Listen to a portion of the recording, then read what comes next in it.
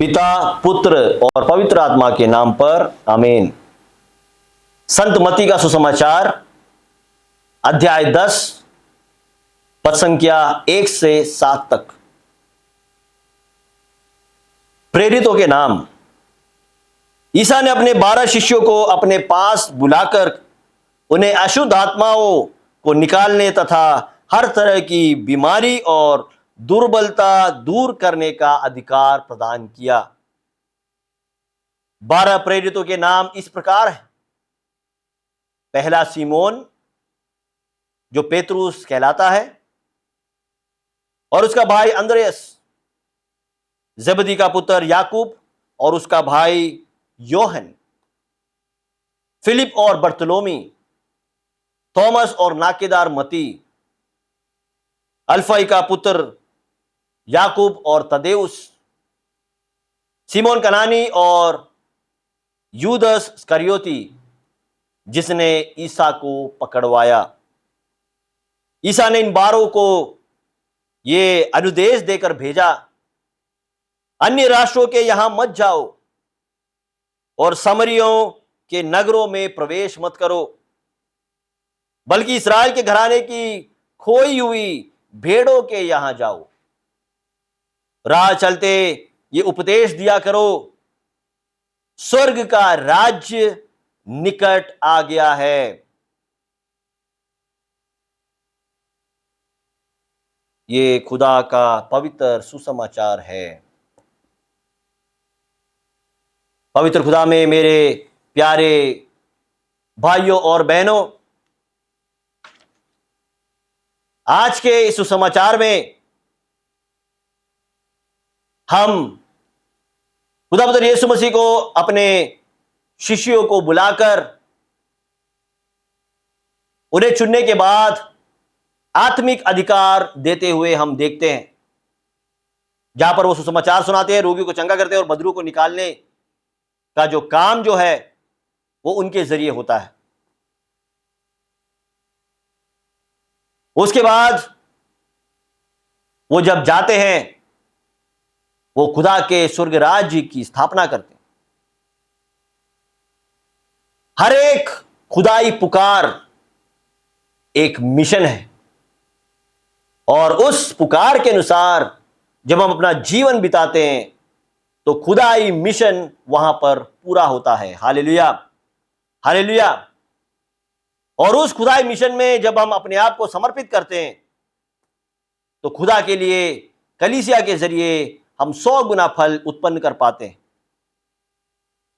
हर एक खुदाई पुकार खुदा की योजना के अनुसार खुदाई मिशन को आगे लेकर चलने के लिए। पुराने जमाने में जो पादरी और जो धर्मपैन दुनिया भर में जाकर जब वो सुसमाचार फैलाते थे, तो लोगों के मन में यह था कि वही खुदा का पुकार है। लेकिन हर एक इंसान जो खुदाई पुकार के अनुसार अपना जीवन बिताता है, अपने कार्यस्थलों में, अपने निजी जिंदगी में, अपने अवस्थाओं में, चाहे वो पारिवारिक जीवन बिताने वाला भी क्यों ना हो, वो भी खुदा की पुकार के अनुसार, योजना के अनुसार अपना जीवन खुदाई मिशन में अपने आप को पूरी तरह से समर्पित करके खुदा के लिए 100 गुना फल उत्पन्न करता है। हमें जो खुदा ने जो अधिकार दिया है, उसको समझते हुए उस अधिकार की सही तरीके से इस्तेमाल कर हम अपने धार्मिकता को निभाएं, हम अपने उत्तरदायित्व को निभाएं। खुदा ने अपने वचनों के जरिए हमें अपना संदेश दिया है।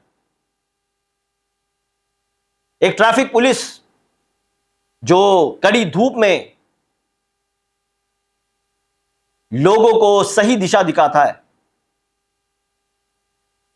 जो वहां पर चौकस है, वो खुदा के मिशन में अपना योगदान देता है। एक टीचर जो अपने बच्चे के अलावा दूसरे बच्चों को संभालती है अपने क्लास में, अपने स्कूल में, जो एक दूसरे मां की तरह उनके सामने रहती है, वो खुदाई मिशन में है। एक डॉक्टर या एक नर्स जो कि एक नौकरी से ऊपर जब वो अपने आप को पूरी तरह से समर्पित करते हैं, तो वो खुदाई मिशन में है। मरकुस का सुसमाचार 10वां अध्याय 42 और 43 वचन में हम देखते हैं कि खुदा ने जो हमें दिया है वो किसी को उस अधिकार का दुरुपयोग करने के लिए नहीं, किसी को तंग करने के लिए नहीं है। लूकस का सुसमाचार 12वां अध्याय 48वां वचन ये कहता है कि जिसको ज्यादा मिला है उसका उत्तरदायित्व है कि वो उसका सही इस्तेमाल करे, हलीम होकर, पवित्र होकर, ईमानदारी के साथ, किसी भी इंसान के स्वास्थ्य के साथ वो खिलवाड़ ना करे, किसी को जानवर के रूप में उसे ना देखे और उसके शरीर के साथ कोई भी खिलवाड़ ना करें। संत पौलुस का तिमोथी को जो पहला पत्र है 3 अध्याय 2 और 3 वचन में हम देखते हैं कि जो सत्य को पकड़ता है, सत्य के अधीन में रहकर जो आगे आगे बढ़ता है, वो खुदाई मिशन को विश्वास पूर्वक ईमानदारी के साथ वो निभाता है और वही लोग ईमानदार कहलाते हैं। पेतरुस का पहला पत्र 4 अध्याय 10 वचन में हम देखते हैं, वहां पर लिखा गया है, जो भी तुम कुछ करो खुदा के लिए करो, खुदा की महिमा के लिए करो, क्योंकि खुदा का बुलावा हमारे लिए एक तोहफा है। 1 पतरस 5 अध्याय 3 वचन, खुदाई अधिकार का कभी भी दुरुपयोग ना करे, उसके बारे में दसिया गया है, बताया गया है। संत पौलुस का कुरिन्थियों के नाम पहला पत्र अध्याय 3-9 वचन में हम देखते हैं कि खुदा ने हमें अपने साथ रखकर, साथी मानकर अपनी सेवा के लिए हमें चुना है। हालेलुया, साथी मानकर हमें चुना है।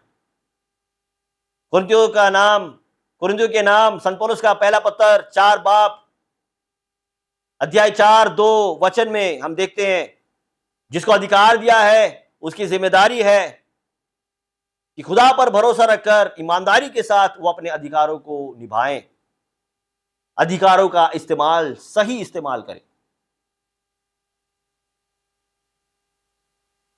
कुरिन्थियों के नाम संत पौलुस का पहला पत्र अध्याय 4 पद संख्या 1 में हम देखते हैं कि जो ऐसा करते हैं, जैसा कि पहले के वचनों में बताया, वही खुदा पुत्र यीशु मसीह का सही अनुयायी होता है।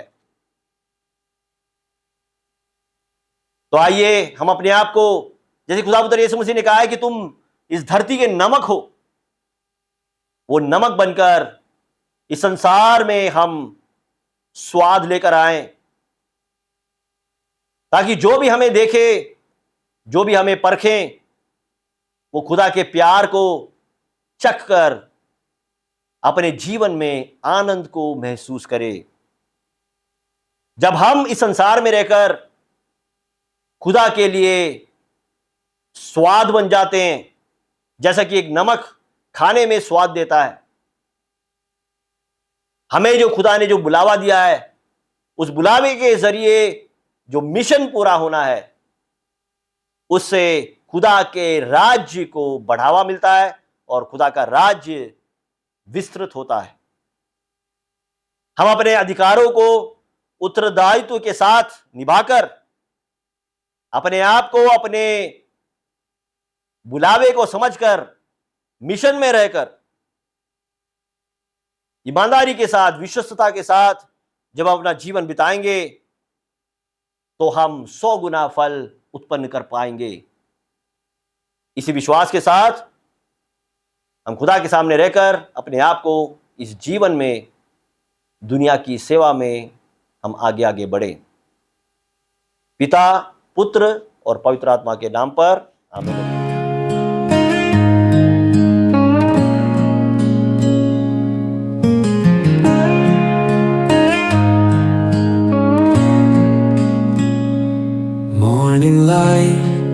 shines bright today.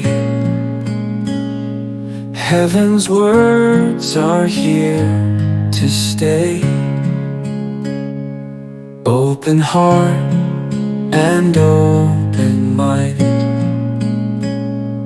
In His grace we seek and find. Guide me, Lord, through every test.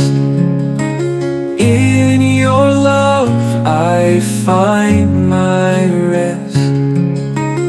Holy wisdom, light my way. In your arms I'll ever stay.